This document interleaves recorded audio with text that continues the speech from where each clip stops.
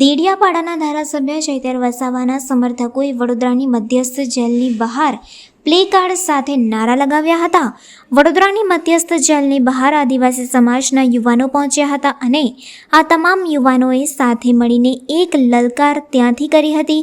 જ્યાં સુધી ચૈતર વસાવાને છોડવામાં નહીં આવે ત્યાં સુધી હવે આગામી સમયે લડવા માટેની તૈયારી દર્શાવી હતી. આદિવાસી સમાજના યુવાનોએ તો ત્યાં સુધી પણ કહી દીધું છે કે જો ચૈતર વસાવાને નહીં છોડવામાં આવે તો આગામી સમયમાં આદિવાસી સમાજના યુવાનો દ્વારા નવા આંદોલનની તૈયારીઓ પણ કરવામાં આવશે અને તેમણે આ આહવાન વડોદરા સેન્ટ્રલ જેલની બહારથી કર્યું હતું. આપના મીડિયામાં માધ્યમ દ્વારા જે અમને બોલવાનો અવસર આપ્યો તે બદલ આભાર. સૌપ્રથમ તો છેલ્લા જ્યારથી ચૈતરભાઈ વસાવાને વડોદરા સેન્ટ્રલ જેલ ખાતે લાવવામાં આવે છે ત્યારથી લઈને અત્યાર સુધી અમે 24 કલાક ચૈતરભાઈ વસાવાના સમર્થનમાં અમે ઊભા છે.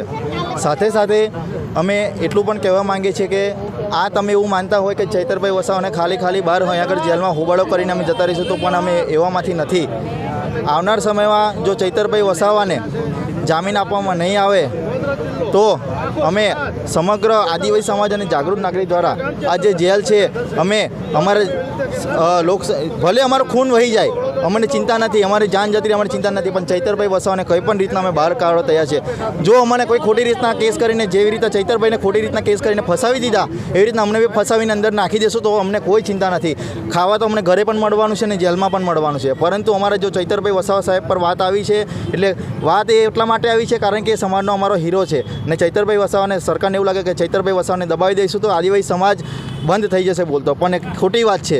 કારણ કે ચૈતરભાઈ વસાવા જેવા બીજા લાખો ચૈતરભાઈ વસાવા બહાર ઊભા થઈ ગયા છે. આજે તમે જુઓ અમે એક વગર મેસેજે ખાલી જનતાને ખબર પડી, સ્થાનિક જનતાને, તો ચૈતરભાઈ વસાવાના સમર્થનમાં અમે કોઈને ટેલિફોનિક દ્વારા અમે કોઈને જાણ નથી કરી છતાં પણ આટલા સમર્થનમાં આવી ગયા છે. વિચાર કરો કે જ્યારે અમે મેસેજ પાસ કર્યું ત્યારે શું હાલત થશે.